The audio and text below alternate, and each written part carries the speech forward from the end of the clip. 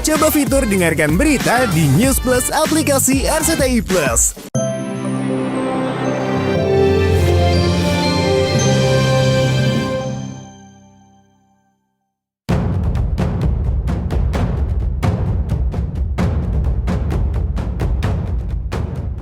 Menggunakan helikopter, presenter Tajir yang juga utusan khusus Presiden Bidang Pembinaan Generasi Muda dan Pekerja Seni, Raffi Ahmad, kemarin akhirnya terbang menggunakan helikopter dari Bandara Halim Perdana Kusuma menuju Pulau Nusa Kambangan, Cilacap, Jawa Tengah.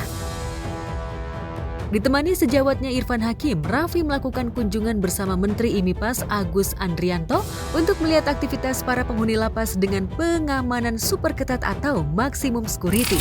Nebeng helinya orang. Tapi ini pakai dana pribadi Raffi Ahmad, bener ya? Bayarin Irfan Hakim. Nusa Kambangan ini yang tadinya kita tahu sebagai tempat untuk membina warga-warga yang terkena hukuman, ternyata di sini juga ditransformasikan oleh Pak Menteri menjadi tempat usaha ketahanan pangan. Raffi sewa helikopter dana pribadi ya, dia ya, hebat banget tuh. Pertama kali banget gue ke Nusa Kambangan, pas masuk tuh, wih, Nusa Kambangan nih beneran pulau. Ya udah, isinya ya yang sedang dibina semuanya dan para petugas. Kehadiran Raffi di pulau yang dijuluki Pulau Penjara Angker ini seolah menepati janji sebelumnya yang ingin berkunjung ke pulau tersebut sekaligus untuk menjenguk sahabatnya Amar Zoni terpidana kasus narkoba. Tapi sayang, Raffi dan Irfan tak diperbolehkan bertemu Amar dengan dalih terpidana kasus narkoba 4 kali ini tengah berada dalam pengawasan maksimum. Tidak diizinkan karena Amar Zoni juga kan lagi baru masuk. Jadi pokoknya kita tidak diperkenankan untuk bertemu dengan Amar Zoni khususnya, ada juga tahanan-tahanan lain yang lapas tertentu. Jika ada kesempatan itu kan sesama pekerja seni ada keinginan untuk pengen ketemu, memberikan supaya dia merasa oh iya masih ada teman dan lain sebagainya. Ketika Irfan Hakim dan Raffi tak dapat bertemu, tim kuasa hukum Amar yang dikomandoi John Matius secara eksklusif memberikan bukti percakapan antara dirinya dengan Amar. Pada bukti percakapan itu, Amar menuturkan ihwal kondisinya yang mengenaskan berada dalam penjara super ketat, hingga mengeluh kaki sering kebas dan khawatir lumpuh karena jarang bergerak. Ini sedangkan telepon ini aja susah banget gitu loh. Telepon om aja harus seminggu dulu, tiap hari bermohon terus. Itu nggak bisa ngapa-ngapain kan, udah bener-bener udah diem aja nih, aja kaki udah mau kebas ini. Aku lumpuh aja kan gitu. Kalau di dalam sel mah nggak dirantai om, cuman maksudnya di luar selnya, kan maksudnya kan nggak kemana-mana om. Banyak juga kebas, nggak gerak-gerak. Sedih menurut mereka, maksudnya sedih. Aduh, ini tuh teman saudara-saudara kita tapi memang mungkin pernah melakukan kesalahan tapi sedang dibina. Nusa Kambangan siapa yang nggak tahu ya, Alcatraznya Indonesia gitu, sangat ketat sekali, one man one room, jadi satu orang satu tahanan dan tidak bisa bersosialisasi, paling dalam berapa lama tuh baru sekali doang. Aku nanya kabarnya dia malah nggak jawab, tapi malah dia yang lebih banyak ngomong ke aku gitu. Dia nggak jawab emang karena waktunya sempit, cuma 3 menit dan udah kepake dengan ngobrol sama PH kan buat persidangan. Jadi Pak Amar juga tuh ngomong udah nggak ada titik komanya karena cepetnya nih udah waktunya udah mau ini nih, aku udah selesai nih gitu deh. Pokoknya pesanku gitu, jangan angkat telepon yang nggak kenal, diblok-blokin udah. Amar bukan saja mengeluhkan ihwal kondisinya dalam sel tahanan yang dikenal one cell, one man, tapi juga membuka tabir yang mencengangkan di balik penangkapan dirinya yang menurutnya aneh dan janggal. Dia penggeledahan itu 2 kali dong. Jadi pertama nih penggeledahan nih, yang pertama pas dia datang nih petugas ke kamar Amar digeledah, nggak ditemukan apa-apa kan, emang nggak ada apa-apa kan gitu. Pada waktu menggeledah yang kedua itu kamu nggak ada? Amar nggak ada. Gimana ceritanya itu punya Amar, orang di awal waktu pas ada Amar digeledah nggak ada apa-apa kan gitu. Terus pas Amar dibawa pergi tiba-tiba datang lagi ada sesuatu kata dia. Oh, ruang polsek. Nah di situ udah ada orang polsek. Udah ada orang polsek. Nah kemudian digeledah lagi tanpa ada kamu, tiba-tiba disodorkan barang bukti itu. Iya, tiba-tiba disodorkan pas nggak ada Amar gitu kan, digeledah lagi kata jadi saya cari lagi ternyata ada di sesuatu kan, itu aneh gitu maksudnya kan. Apaan sih? Ya itu kan aneh kan. Bukan saja barang bukti narkoba yang tiba-tiba muncul dalam penggerebekan kedua tanpa kehadirannya, tapi juga saat dirinya terpaksa menandatangani BAP tanpa didampingi pengacara.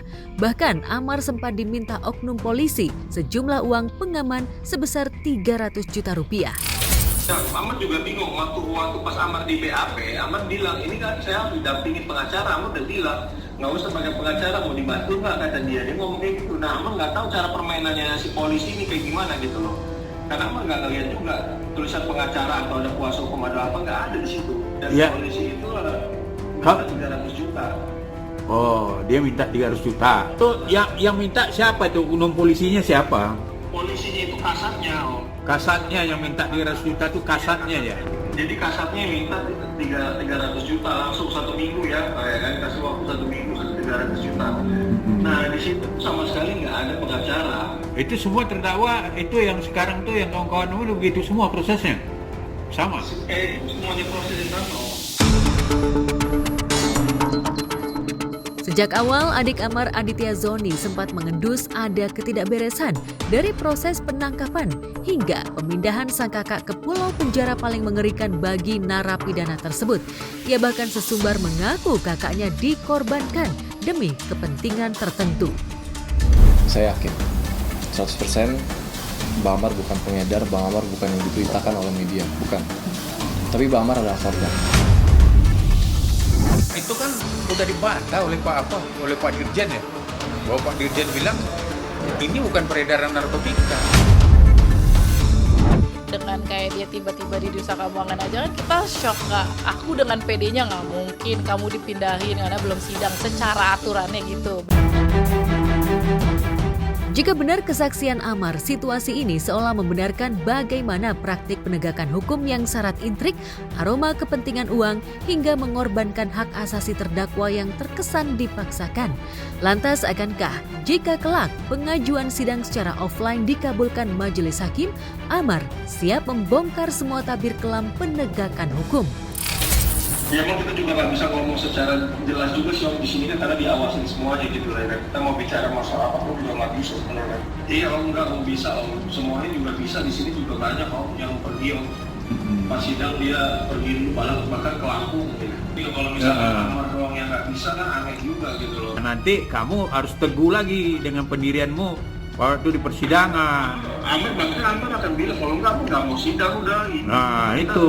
Berenam-enamnya kita ya udah kita menolak untuk disidang, udah langsung aja diputusin kan gitu.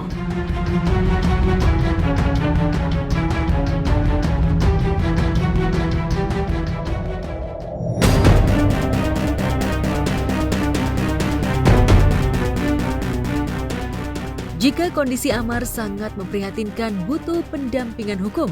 Di ruangan Mahkamah Kehormatan Dewan atau MKD DPR RI Senayan, Jakarta kemarin, nasib 3 artis yang juga anggota DPR RI, Nafa Urbach, Surya Utama alias Uya Kuya, dan Eko Purnomo alias Eko Patrio, statusnya mendapatkan kepastian vonis. Nafa dinyatakan terbukti bersalah karena dianggap punya gaya hidup hedon dan tamak terkait pernyataannya merespon kenaikan tunjangan DPR RI. Nafa diganjar hukuman dinonaktifkan selama 3 bulan karena terbukti melanggar kode etik sebagaimana diatur dalam pasal 81 Undang-Undang Nomor 2 Tahun 2018. Sementara Eko juga dinyatakan terbukti bersalah melanggar kode etik atas responnya terhadap kritik yang dilayangkan publik terkait kenaikan tunjangan gaji. Eko juga dinonaktifkan sebagai anggota DPR RI selama 4 bulan lamanya. Nafa Urbach nonaktif selama 3 bulan, menghukum teradu 4 Eko Hendro Purnomo Esos nonaktif selama 4 bulan berlaku sejak tanggal putusan ini dibacakan. Selama penonaktifan sebagai wakil rakyat, baik Eko maupun Nafa sama sekali tak mendapatkan tunjangan uang. Sebaliknya, Surya Utama alias Uya Kuya dinyatakan majelis hakim MKD tidak bersalah karena menjadi korban pemberitaan hoaks hingga mengalami kerugian karena rumahnya ludes dijarah massa yang terhasut berita bohong. Saat mendengar putusan itu, Uya sempat tertunduk menahan tangis harunya. Surya Utama tidak terbukti melanggar kode etik. menyatakan teradu 3 Surya Utama diaktifkan sebagai anggota DPR RI terhitung sejak keputusan ini dibacakan. Apa yang di framing sosial media sama oknum-oknum kemarin itu dengan dunia nyata jangan berbeda jauh. Malah orang sabar ya, pada meluk, pada minta foto. Sampai sekarang sudah ribuan orang yang minta maaf saya di DM Instagram, direct message, yang bilang maaf mas, saya kemarin kemakan video hoax. Tapi nasi telah jadi bubur. Meski dinyatakan tidak bersalah, Uya hanya mendapatkan pemulihan nama baik. Namun, seluruh kerugian material dan moral akibat penjarahan hanya ditanggung sendirian oleh Uya. Lantas benarkah Uya ikhlas atas keputusan ini? Menurut gue ini jadi kejadian semua ada hikmahnya. Jadi motivasi buat anak-anak gue, ini bapaknya, keluarga kita dizolimi, difitnah, cuma dijarah. Tapi semangat buat mereka untuk akan menunjukkan ke orang-orang ini bahwa mereka walaupun dizolimin akan jadi orang sukses.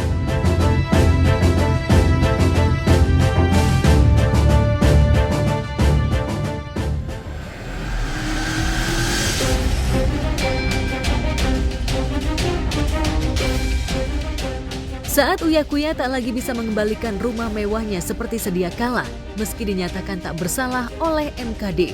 Nikita Mirzani yang sudah divonis Majelis Hakim Pengadilan Negeri Jakarta Selatan dengan hukuman 4 tahun penjara dan denda 1 miliar rupiah masih terus diserang dari segala penjuru oleh seterunya, barisan bos skincare Reza Gladys yang dikomandoi mantan sahabatnya Fitri Salhuteru. Niki yang tengah mengajukan banding kini dipaksa harus mengembalikan uang hasil pemerasannya terhadap Reza Gladys sejumlah 4 miliar rupiah. Langkah ini diajukan Reza Gladys tampaknya untuk mencegah laporan Niki terkait dugaan perbuatan melawan hukum yang sudah dilaporkannya dengan tuntutan ganti rugi perdata 244 miliar yang diminta Niki. Banding itu adalah tidak ada sidang secara offline. Yang jelas harapan akhir itu adalah kebebasan. Dalam hal ini kan upaya hukum banding. Jadi masalah nanti akan menjadi lebih atau misalkan dikuatkan. Bahkan ada satu lagi kan dalam hal banding itu bisa jadi bebas. Berdasarkan pengalaman kami, secara umum ya, upaya banding itu pasti akan selalu gagal. Nggak tahu juga ya Pak Hakim, kemarin kan udah diperlihatkan secara gamblang di persidangan, ada saksi ahli, saksi-saksi yang didatengin juga, kan jelas duduk permasalahannya apa. Kubu lawan seolah tak ingin Niki leluasa melakukan akrobat hukum. Apalagi mereka tahu betul Niki sosok yang amat percaya diri dan nyalinya dikenal berlapis. Tapi meski terus dikepung dengan sejumlah laporan dan tuntutan, bukan Niki namanya jika nyalinya ciut, seraya terpuruk dalam dinginnya jeruji besi.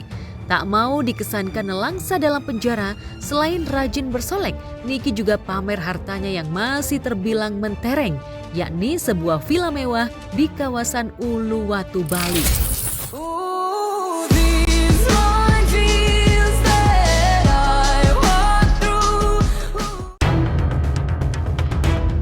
Postingan syarat pamer ini seolah makin membuat seterunya panas. Tak pelak parade adu sindir lewat pamer pun terus terjadi antara dua kubu.